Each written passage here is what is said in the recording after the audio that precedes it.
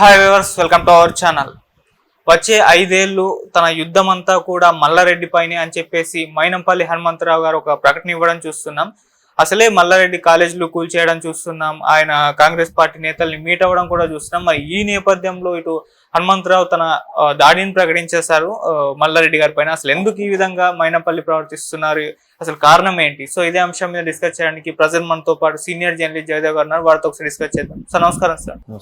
Sir Mynampally Hanumantharao గారు ఒక statement ఇచ్చారు. వచ్చే 5 ఏళ్ళు కూడా మల్లారెడ్డి గారు చేసిన అక్రమాల పైన తన దృష్టి అంతా ఆయన పైన ఒక రకమైన దాడి అయితే చేయడం చూస్తున్నాం. మరి దీన్ని ఏ విధంగా చూడొచ్చు అంటారు? మైనంపల్లి గారు ఎందుకంటే ముందు నుంచి కూడా ఒక రకమైన వర్గపోరు, తర్వాత మల్లారెడ్డి గారి వల్ల కూడా ఆయనకి ఎందుకో పార్టీలో తగిన గుర్తింపు, తగిన ప్రాధాన్యం తగ్గిందనే అభిప్రాయం కూడా ఉంది మేడ్చల్లు పరిసర ప్రాంతాలకు సంబంధించి. అయితే మైనంపల్లి గారి గురించి మనకు తెలిసింది, మొన్నటి వరకు బీఆర్ఎస్లో ఉన్న వ్యక్తి తనకి తన బిడ్డకి ఏదో టికెట్ అడగడంలో బీఆర్ఎస్ సరిగ్గా న్యాయం చేయలేదనో, లేదంటే తిరుగుబాటో రెబల్స్గా మారి బయటకు వచ్చి కాంగ్రెస్లో చేరారు. బట్ ఆయన ఓడిపోయారు అనుకుంటా. వాళ్ళ అబ్బాయి మైనంపల్లి రోహిత్ ఆయన గెలిచినట్టున్నారు. సో ఇప్పుడు మొన్నటి నుంచి అంశం ఏంటంటే, కాంగ్రెస్ ఏదైతే గవర్నమెంట్ ఫామ్ చేసినప్పటి నుంచి కూడా గత 10 ఏళ్ళలో జరిగిన అవకతవకలన్నిటి మీదే దృష్టి పెట్టినట్టుగా అనిపిస్తోంది. దాని మీద శరవేగంగా చర్చలు జరుపుతూనే, సమీక్షలు నిర్వహిస్తూనే చర్యలు కూడా తీసుకోవడం జరుగుతుంది రేవంత్ రెడ్డి గారి ప్రభుత్వం. అవన్నీ కూడా కక్ష సాధింపుగా ఏమి లేవు. నాయకుల్ని, వ్యక్తుల్ని, కార్యకర్తల్ని ఇబ్బంది పెట్టే ప్రక్రియ ఎక్కడా లేదు. అలా అని నాయకుల్ని, వ్యక్తుల్ని దూషణ భాషలు ఆంధ్రప్రదేశ్లో లాగా నోటుకొచ్చిన తిట్టడాలు కూడా ఏం లేవు. కేవలం ప్రభుత్వ ఆస్తులు కానీ, ప్రభుత్వం సంబంధించిన ల్యాండ్స్ విషయంలో కానీ ఎక్కడైతే దుర్వినియోగం జరిగిందో వాటి మీదే చెక్ పెడుతూ వెళ్తున్నారు రేవంత్ రెడ్డి గారు. ఇప్పుడు గ్రూప్ 2లో ఒక 2-3 ఎంప్లాయీస్ ఉన్నారంట. బాబు మీరు ఇప్పుడు ఏ ఇయర్ గ్రూప్ 2 తెల్లమొహం వేశారు. సరే పలానా ఇయర్ ఏమైనా హాల్ టికెట్ ఇవన్నీ రాసింది ఉందా అంటే క్లారిటీ లేదు. ప్రభుత్వం వాళ్ళకి నచ్చింది ఎవరికి ఇచ్చేసుకుంది, వాళ్ళు జీతాలు తీసుకుంటున్నారు, అయిపోతుంది. రేవంత్ రెడ్డి గారు గవర్నమెంట్ వచ్చాక వాళ్ళ ఆఫీస్కి వస్తున్నారు, మీరు ఏ ఇయర్ నోటిఫికేషన్లో మీరు సెలెక్ట్ అయ్యారంటే ఆన్సర్ లేదు. సో అటువంటి చెక్ పెట్టడం, ప్రమాణ స్వీకారం జరిగిన 10 రోజులకే ల్యాండ్ క్రూజులు కొని విజయవాడ ఆటోనగర్లో పెట్టారు, బుల్లెట్ ప్రూఫ్ చేపిస్తారన్నప్పుడు అదొక 66 కోట్ల స్కామ్. అప్పుడు అది ఓన్లీ వెహికల్స్ వరకు అదొకటి. ఇలాగ ఒకదానికొకటి. తర్వాత మేడిగడ్డ, తర్వాత ఆ వాటర్ యాజమాన్య బోర్డు సంబంధించిన ఇంజనీర్లు, తర్వాత రీసెంట్గా హెచ్ఎండిఏ చైర్మన్ ఎవరైతే ఉన్నారో ఆయనకు సుమారుగా 250 ఎకరాల ఎంతో స్థలం ఉంది. తర్వాత దగ్గర 7-8 విల్లాలు ఉన్నాయి. ఇవన్నీ ఎక్కడి నుంచి వచ్చాయి, ఎలా సాధ్యం అంటే అవకతవకలు. ఇట్లా ఒక్కొక్కటిగా కాంగ్రెస్గా బయట తీస్తుంది. అయితే చివరగా కాదు, ఇంకా చాలా ఉన్నాయి. మల్లారెడ్డి గారి విషయమే తెర మీద. అది కూడా ఎలాగా అక్రమంగా ప్రభుత్వ ఆస్తులు, గవర్నమెంట్ ల్యాండ్ మీద ఆక్యుపై చేసి కట్టినవి. ఏముందిలే మాకేమంటారులే. ఇప్పుడు రోడ్డు ఇంత వదలాలని ఉంటుంది. ముందు రోడ్డు అంత వదులుతాడు, అక్కడ వదిలి అంతవరకు అక్కడ నుంచి ఇల్లు కట్టేస్తాడు. ఇల్లు కట్టాడు బాగుంది, మళ్ళీ ఆడు ముందు కాంపౌండ్ వాళ్ళు కడతాడు, కొంచెం రోడ్డు మీదకి వస్తుంది.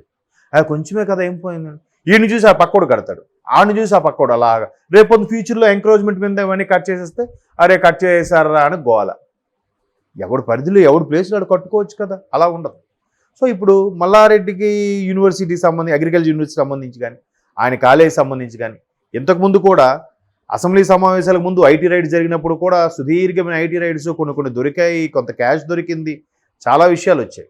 దాన్ని మల్లారెడ్డి గారు అసెంబ్లీలో మాట్లాడడం ఏం చెప్పారు, అధ్యక్ష పూలమ్మిన అధ్యక్ష కష్టపడి సంపాదించుకున్నా, దాన్ని ఇట్లాగా రైడ్స్ చేసి మమ్మల్ని ఇబ్బంది పెడుతున్నారు అని చెప్తే ఆయన ఒక రకమైన ఫెమిలియర్ అయిపోయారు ఆయన మల్లారెడ్డి గారు. సో ఇప్పుడు మల్లారెడ్డి గారి వ్యవహారం, తర్వాత ఈయన బీఆర్ఎస్లో ఉండడం, మైనంపల్లి గారు ఎక్కడో సంథింగ్ ఉంటాయి కదా, ఈ గోలు చిన్నవి ఉంటాయి, మానవ సహజం. సో ఆయన కాంగ్రెస్ బయటకు వచ్చారు, బట్ గెలవలేదు. ఈ అంశం కూడా ఎప్పుడు వచ్చిందంటే మళ్ళీ ఆయన లోక్సభలో పోటీ చేయబోతున్నా కాన్సెప్ట్ కూడా ఎక్కడో వినిపించింది, చేస్తున్నాను. బట్ ఇంకా ఉన్నవి 17 సీట్లే, ఇంకా తర్జన అవుతున్నాయి, క్లారిటీ లేదు. రేవంత్ రెడ్డి గారు కూడా ఢిల్లీ వెళ్ళారు మాట్లాడే కోసం అన్నట్టు, ఢిల్లీలో ఉన్నారు కదా, చర్చలు జరుగుతున్నాయి. బట్ ఆయనకైతే అది లేదు. వాళ్ళ అబ్బాయికి ఇచ్చారు కాంగ్రెస్లో, వాళ్ళ అబ్బాయి గెలిచినట్టున్నారు, ఈయన ఓడిపోయారు. బట్ ప్రభుత్వ ఆస్తులను మాత్రం ఇలా దుర్వినియోగం చేయడం కరెక్ట్ కాదని చెప్పి ఎక్కడైతే విద్యార్థులు ఆందోళన చేస్తున్నారో వాళ్ళకి మద్దతు ఇస్తూనే ఇట్లా యాంటీగా ఇది మాత్రం చేయడం కరెక్ట్ కాదు అన్నట్టుగా వాళ్ళకి చెప్తున్నాను అనమాట. ఇప్పుడు మీ నాయకుడు, మీ చైర్మన్, మీ కాలేజ్ చైర్మన్ ఎవరైతే ఉన్నారో మల్లారెడ్డి గారు, ఆయన నిజంగా మంచి ఎడ్యుకేషన్ సంస్థ చాలా బాగుంది. కానీ ప్రభుత్వ సంవత్సరం వరకు వచ్చి ప్రభుత్వ ల్యాండ్ మీదకి వచ్చి ఆక్యుపై చేసి కట్టడం కరెక్ట్ కాదు.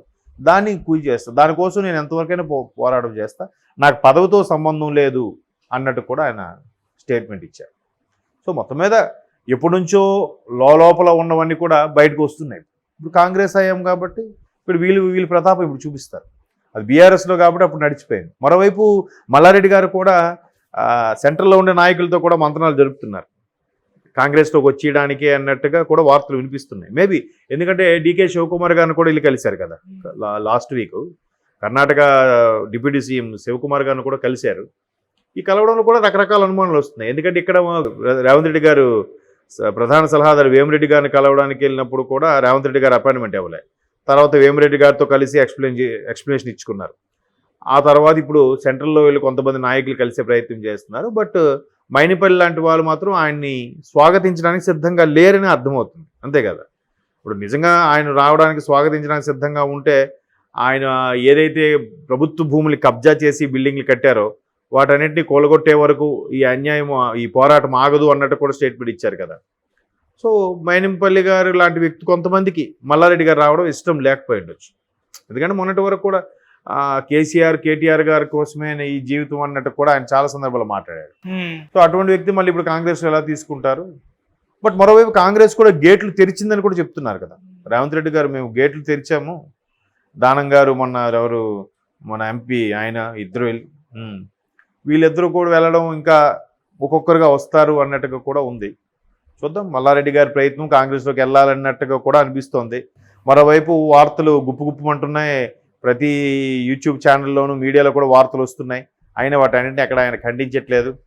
మరోవైపు ఆయన అల్లుడు, ఆయన కుమారుడు డీకే శివకుమార్ గారు లాంటి వాళ్ళని కాంగ్రెస్లో పెద్దల్ని కలవడానికి వెళ్తున్నారంటే అర్థం ఏంటి?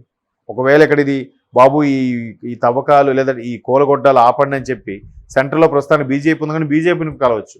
కాంగ్రెస్ని కలిసే ప్రయత్నం ఎందుకు చేస్తుందంటే కాంగ్రెస్లోకి వెళ్ళిపోవడానికి సుముఖత వ్యక్తం చేస్తున్నారు. సెంట్రల్లో ఏదో మనకు అనవసరం, స్టేట్లో కాంగ్రెస్ ఉంది కాబట్టి ఇది మనకు కావాలి అన్నట్టుగా. చూద్దాం మరి మైనంపల్లి గారిది అలాగే మల్లారెడ్డి గారిది కోల్డ్ వార్ అనేది ఎట్లా దారి తీస్తుందో let we see. Okay sir, thank you so much sir.